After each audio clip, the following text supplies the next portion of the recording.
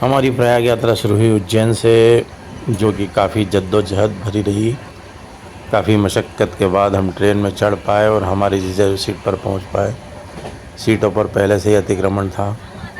लोगों को उठाने में हमको अच्छी खासी परेशानी उठाना पड़ी। लोगों को समझाना पड़ा, भाई रिजर्वेशन है हमारा। लोग मानने को तैयार नहीं थे।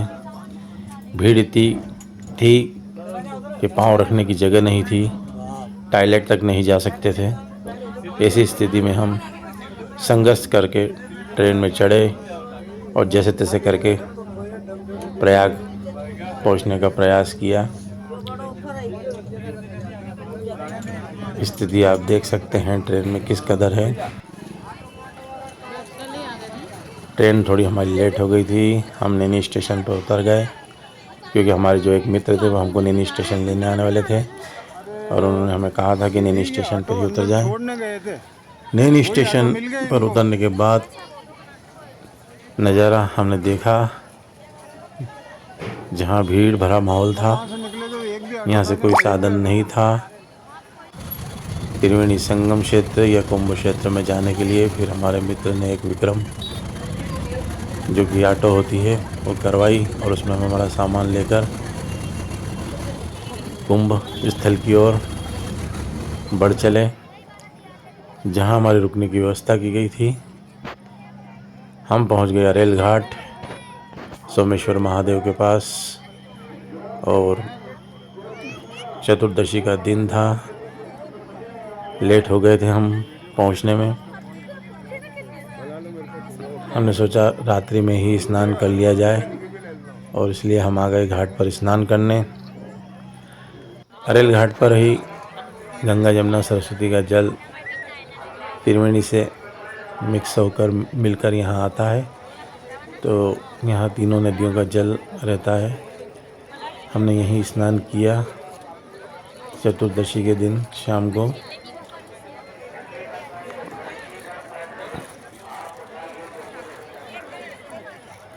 पानी अच्छा साफ और स्वच्छ था।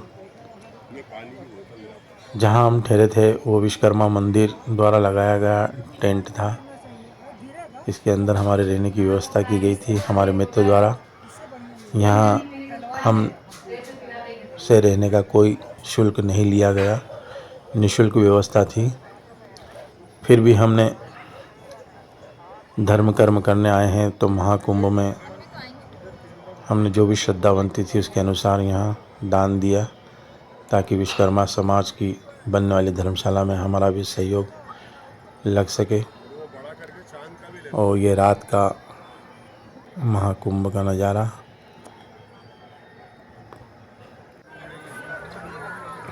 अगली सुबह पूर्णिमा पे फिर हम घाट पर पहुँचे स्नान करने।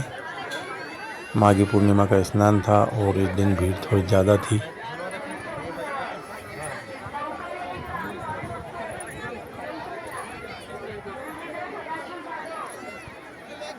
स्नान करने में हालांकि इतनी कोई परेशानी नहीं आई। आराम से हमने स्नान किए। पानी भी अच्छा था, साफ़ सुथरा। उसके बाद हम निकल चुके हेलीपोर्ट की ओर, जहाँ हमने मूड बनाया हेलीकॉप्टर यात्रा का, कि कुंभ का दर्शन ऊपर आकाश से किया जाए। लेकिन हमारा दुर्भाग्य रहा कि हमको हेलीकॉप्टर का टिकट उपलब्ध नहीं हो पाया, क्योंकि सारी बुकिंग ऑनलाइन हो चुकी थी। वहाँ हमें ऑपरेटर ने बताया कि आप लेट हो गए हैं। उसके बाद हम रात्रि में निकल गए घूमने के लिए, कुंभ का नज़ारा देखने, जहाँ चारों ओर लाइट ही लाइट और संत महात्माओं के तंबू लगे हुए थे।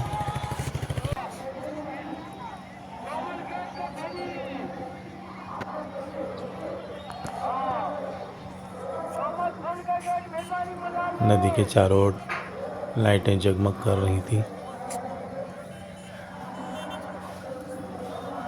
दृश्य देखते ही बनता था, बहुत ही सुंदर दृश्य।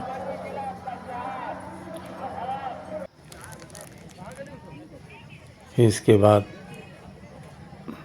अरेल घाट पर ही स्थित शिवालय पार्क हम देखने पहुँचे, जो माघी पूर्णिमा में भीड़ के होने के कारण बंद था। यहाँ हम अंदर नहीं जा पाए इस दिन, तो हमने बाहर से ही इसका नज़ारा देखा। पूरे भारतवर्ष में निर्मित 12 ज्योतिर्लिंग के मंदिर की प्रतिकृति यहाँ बनाई गई है। पूर्णिमा के दूसरे दिन हम निकल पड़े त्रिवेणी संगम की ओर। जो हमारे साथी लोग त्रिवेणी में स्नान करने के इच्छुक थे, इसलिए हम पहुँचे संगम द्वार के पास, और संगम द्वार से हम पहुँचे त्रिवेणी संगम में, जहाँ हमने स्नान किया।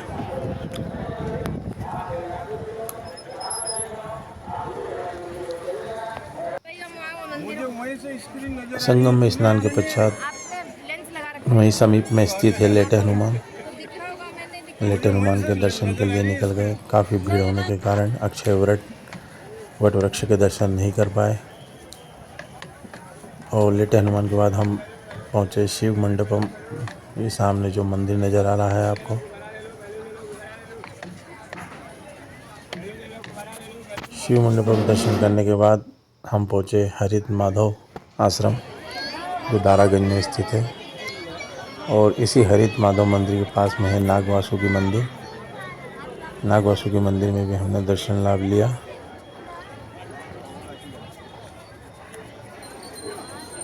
ऐसा बताया जाता है कि नाग वासुकी की स्थापना स्वयं नारायण ने की थी, और हमारी बड़ी इच्छा थी इस मंदिर में दर्शन करने की। ऐसा कहा जाता है यहाँ दर्शन करने से काल सर्प दोष दूर हो जाता है। उसके बाद वेणी माधव मंदिर पहुँचे हम। वेणी माधव मंदिर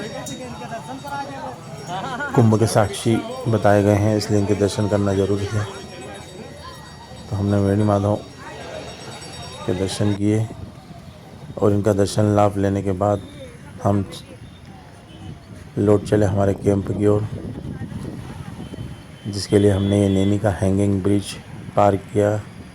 6 किलोमीटर हम करीब इस पर पैदल चले, जो कि यमुना नदी पर बना हुआ है।